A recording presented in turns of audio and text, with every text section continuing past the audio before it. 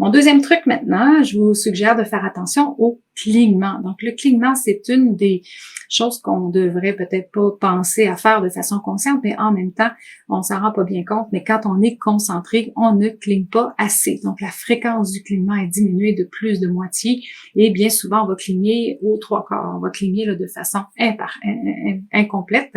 Et c'est un peu au même principe que si on avait eu la bouche ouverte. Donc, si vous faites l'ordinateur la bouche ouverte toute la journée pendant 8 heures de temps, vous ne serez pas surpris d'avoir la bouche sèche. Donc, ça serait un peu le même principe si vous avez, lors de vos activités visuelles, les yeux plus longtemps ouverts que vous le pensez.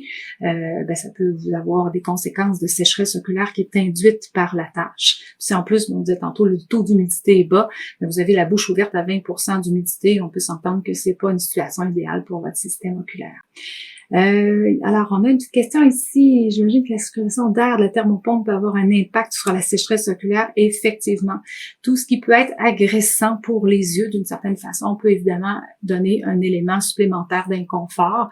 Donc, c'est effectivement, l'environnement peut être autant au niveau de la ventilation extérieure que pour le taux d'humidité. Mais oui, effectivement, si vous êtes dans une situation où la ventilation est plus directement sur la muqueuse des yeux, là, ça va effectivement amener la partie sécheresse oculaire ou l'inconfort à être plus important. Donc, peut-être les trucs à prendre dans ce temps-là, c'est justement le clignement, de balayer plus souvent vos larmes avec votre propre clignement va aider. D'ajouter aussi, donc